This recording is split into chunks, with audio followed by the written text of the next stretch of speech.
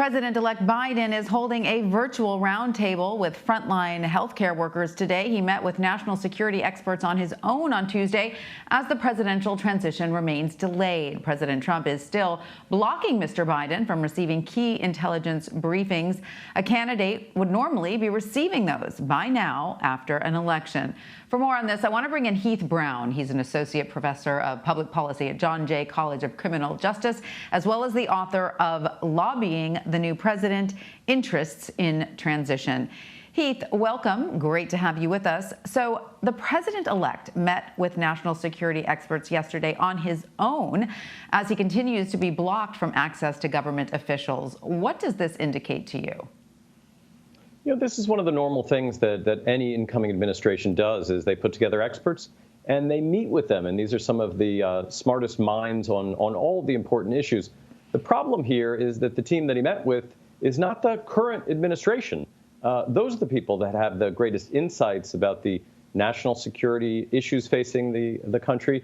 These secure briefings that previous incoming administrations were always granted are not happening right now. And that's really the most worrisome thing going on during this presidential transition. And of course, this is also preventing Mr. Biden and his team from getting key access to data on the coronavirus. How important is it for the president-elect to be able to have that information now? And also, when you look at the situation, it's very easy for a lot of people to say, you know, what's going on? Where are the adults in the room? Yeah, absolutely. A good transition, as Majority Leader McConnell said, is orderly, but it's also open and it's also on time. And really none of those things are happening right now, which is a huge departure from the past.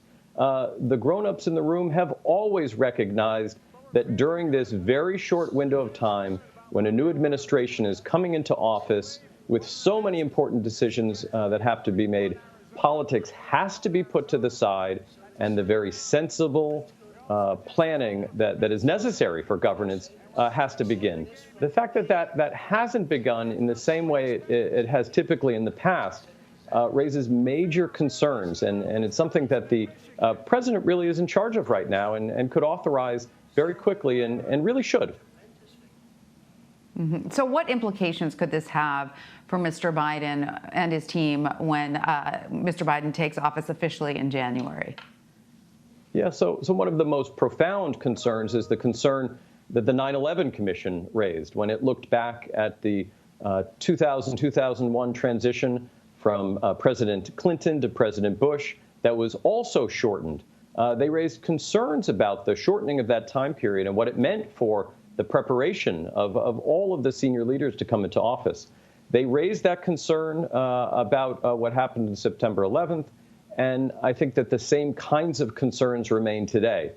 There's simply too little time and too much to do to waste time and not begin preparing right away. So there are national security, major national security questions and concerns. There's major concerns about the ongoing pandemic, but also across the rest of the government.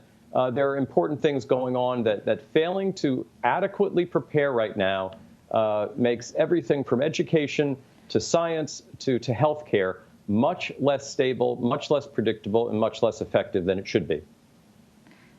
So is there any further action that President-elect Biden could be taking to speed up this transition process? Right now, it doesn't seem like there's very much that he can do. Ultimately, the General Services Administration should act and should authorize the funding that has been allotted for the transition period, authorize the office space that's permitted. None of that would interfere with potential recounts that may be going on right now. Sound planning doesn't change what might be going on in a select number of counties across the country. That's really the issue here. The necessary planning that should be going on doesn't interfere with any of that, and is exactly why it should be going right now and wouldn't change anything on the electoral front. It is hard to quite understand the motivation of the president for not sharing information, even if, let's say hypothetically, all of his legal efforts were successful and he remained in office for another term. there's no harm in sharing this information. This is just information, correct? Sure, but if you look back to the President Trump's transition, it was the most unusual and chaotic transition really in the last 50 years. He and his team really refused to meet with the Obama administration officials to share and cooperate in a vast array of issues. And so that practice that they started in 2016 seems like the one that they're continuing today. Their lack of commitment to the basic and sensible cooperation is something that started this administration and looks like it's going to end this administration as well. It doesn't seem healthy for our democracy because it seems to, treat the incoming or outcoming administration, as the case may be, as the enemy, as almost a foreign entity, a foreign government, rather than simply, another American administration. Yeah, absolutely. The vast majority of what the federal government does, which is really what an incoming administration takes over, is not terribly contentious, is not ideological, is not fraught with some of the salient issues of the day. All of those issues are slowed down as well when we don't seamlessly transition between administrations. This is not good for the democracy. It's also not good for the democracy because of that other important O word during transitions, which is openness. By failing to sort of formally start the transition period, all of the necessary transparency and openness that should go on during the passage of power between two administrations is really hard to do.